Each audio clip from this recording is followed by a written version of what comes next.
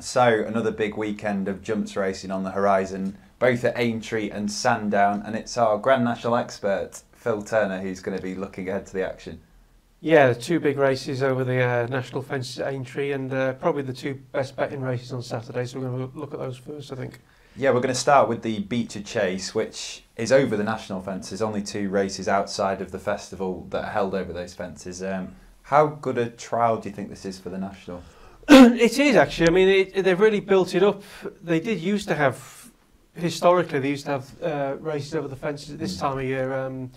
Before it sort of Aintree was shut down to sort of just have the one Grand National meeting. You know, the course was nearly shut on several occasions, and they've brought these back. And to begin with, they were regularly getting small fields, and they've really bumped up the prize money, and they're attracting sort of. I mean, the Beachers consistently now attracting sort of 16 runners plus every year. It's good betting races.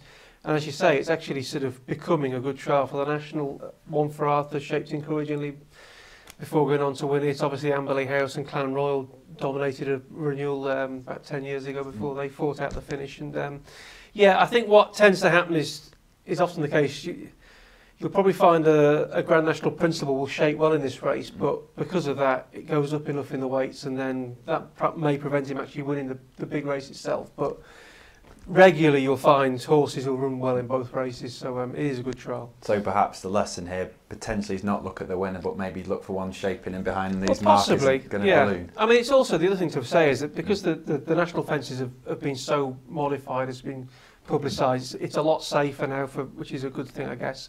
But you're still getting Aintree specialists, and a fair few of them are running in both of the races at the weekend. So you know, you can still. For all it's an easier jumping test and there are less fallers, it does still take jumping, and it's throwing up several sort of good sort of proper old style Aintree specialists. Yeah, as you say, there are three previous winners of the race in this, and the market's headed by one of those, Black Lion, who it looks the perfect national type, really. Yeah, he does. Well, I guess there's going to be slight doubts that stand the national chip. We all remember the one time he ran in it and he shaped like the winner for most of the way. Possibly he just kicked for home too soon, and that's the reason he sort of was found wanting late on. But obviously he looked like a national in this last year when winning, and we can forgive him his unseating last season's Grand National, because it was through no fault of his own brought down at the first. And he's definitely the most solid option in this field. But I would say that his price sort of more than reflects that. There's no juice in that, and there's several imponderables around him. For all I can see running his race, there's a few who could he could run very well and finish second or third, if you know what I mean, and there's not much juice in his price. So I would personally be looking to sort of go slightly bigger at a double figure price and try and get some each way value. I mean, there are plenty of runners in here that we can mention. I'll quickly touch on Don Poley, because we've not seen him for a while. But no, we haven't, and actually he's one of the ones that say is the imponderables. You got actually there's two from Gordon A, Don Poley and Noble Endeavour, and they're both returning from 600 days plus off, and on their best form from before those layoffs. They're potentially the best handicap runners in the race. You've also got, we should also mention Verlion Rouge, a previous winner, who had a disappointing time of it last year, but he's dropped down the weights as a result. He's coming here on the back of a first run after a wind operation, so if that revives him, then he's another who's potentially even better handicap than Black Lion, if you see what I mean. So the race is littered with those type of characters. As for Don Poley and Noble Endeavour, certainly Don Poley should stay all right. How he'll take to the course is a bit of an unknown.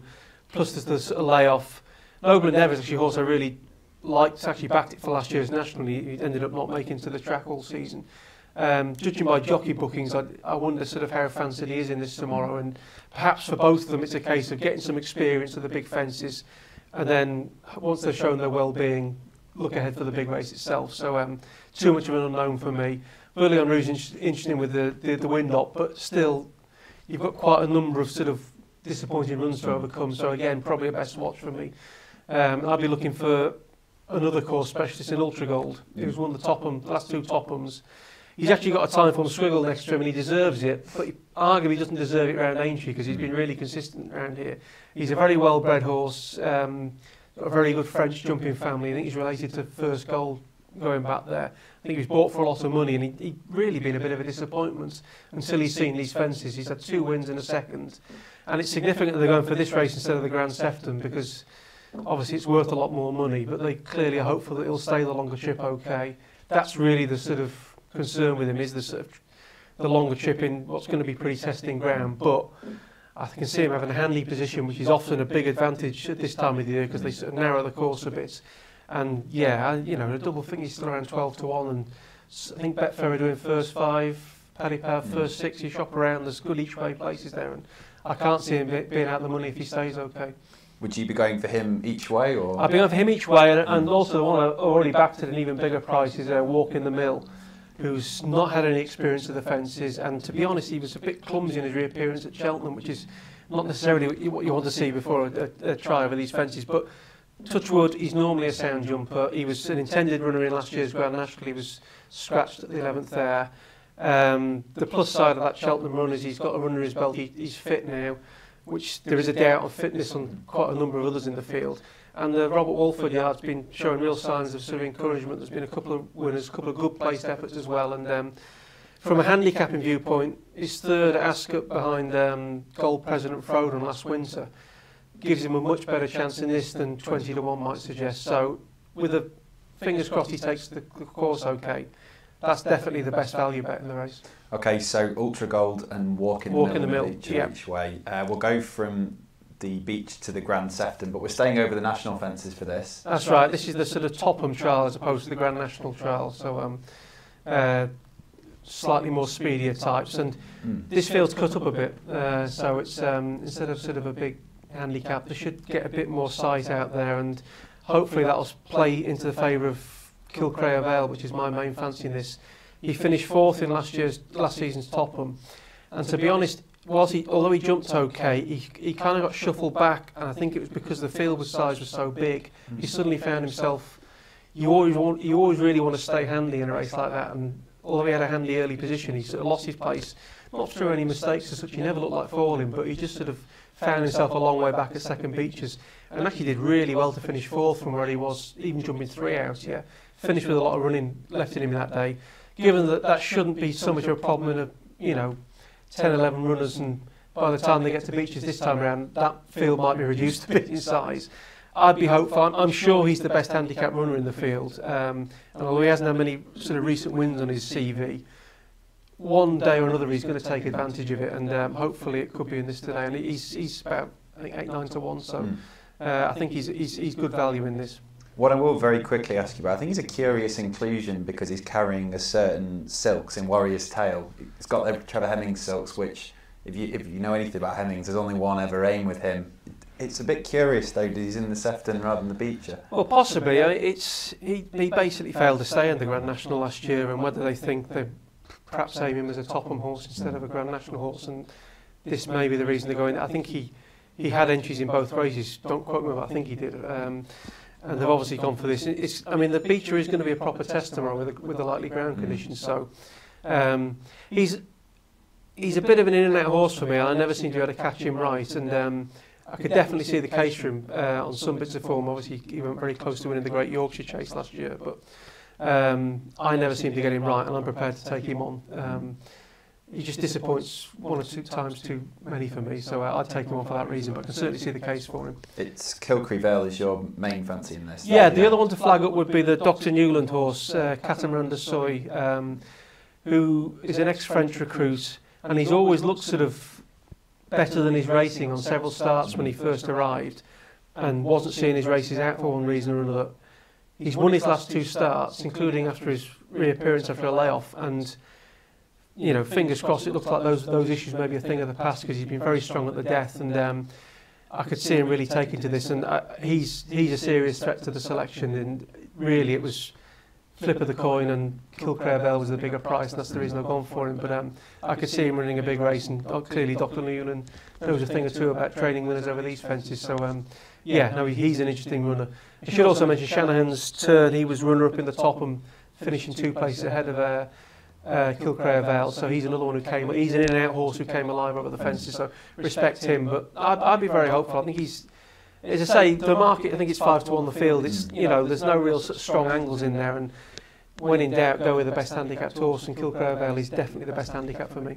Excellent. So that's the national fences. We're going to swap now to, is it the railway course it's called, Sandown? Or have I just made, there's a railway fence. There's a railway fence, yeah, no, you just made up just the made course up the there. course. But, you know. There's 2 Grade 1 races though, starting with the Henry VIII Novices Chase, and we've got an odds-on favourite here in, we decided Lalor is how we're going to Laylor, isn't it? I thought we'd agreed, but anyway, whichever way. Yeah, and to be honest, straight back this one, he should win. He was very, very impressive at Cheltenham on his chasing debut. A couple of the sort of likely rivals are in opposition again, so you'd think, well, he should be able to beat those. And it's, you know, Dear Carly and Ornea are both sort of headstrong, enthusiastic front runners, so that actually should play to Laylor's strength. Judging by that, he'll get a well-run race.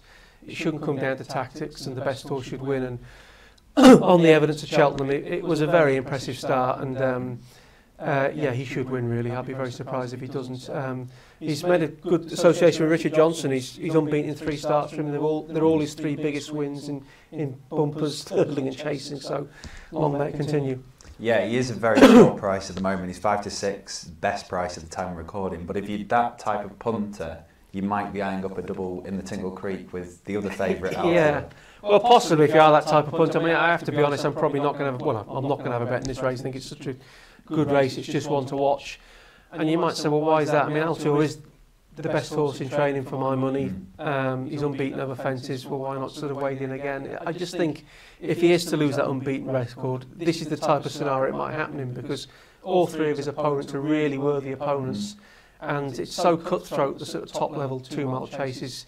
If you're just a few percentage off your absolute best, then you know you may pay for it. I mean, it's probably me just looking for things which aren't there, but if you think that 2 of Nicky Henderson's other Grade 1 chases, Terrafor and Might Bite, are both emptied quite alarmingly on their reappearance now, I would be surprised if it happened to Altior, because particularly his sort of calling card is how strong is the finish of his races. But it's just a bit of a nagging doubt when you're trading at those sort of odds. I think he'll win, but as I say, it's a terrific race, and both Altior, he's up against Undersows, a 9 times Grade 1 winner, and then the 2 younger rivals, they've got fitness on their sides, they've got a run to their belts, and you know, it's just all those sort of little imponderables, and yeah, just watch it for me, but I hope he wins. Perhaps the best puzzle could be trying to find who's going to fill the runners-up berth if Altior does indeed win, because there's a real tactical conundrum here, because Endersow and St Calvados both like to be prominent in the races. Yeah, it will be interesting to see how they go with it. I hope they're quite attacking on Undersow. It's like Ruby tends not to be quite like that. I thought Patrick Mullins excelled in him at Punchestown. He was when he beat Duval and Min, and it was, you know, probably just as good as he's ever been, really. And I hope they try and sort of make full use of that. I suspect they might let St Calvados lead, and he'll just sort of track him, but rather than get involved in a sort of a. But who knows? I mean, if you are looking for the pick up the pieces angle, I guess So Royal, you know, he's probably going to be held up at the 4. But no, it's a cracking race. As I say, you think back to when Altior won his race at Sandown, the Celebration Chase, the end of last season, and he was beating San Benedetto, Diego de Charmil. You know, these are several levels up from there, aren't they? That's what I mean by saying it's like if he's just a little bit off, this might be the race he loses it. But no, he's the best horse. He should, all things being equal, he should win, and should win easily. You know, the fact it'll be a well-run race, that actually might draw out the very best in him. But you know, just watch it for me. So a watching brief, but Altior the pick. To summarise, I've thrown all of the cards on the floor, but it was Layla in the the novice chase. While I pretend to professionally put these back on the Ultra thing. Gold and Walk in the Mill in the Beecher Chase, and Kilcrevale in the Grand Sefton.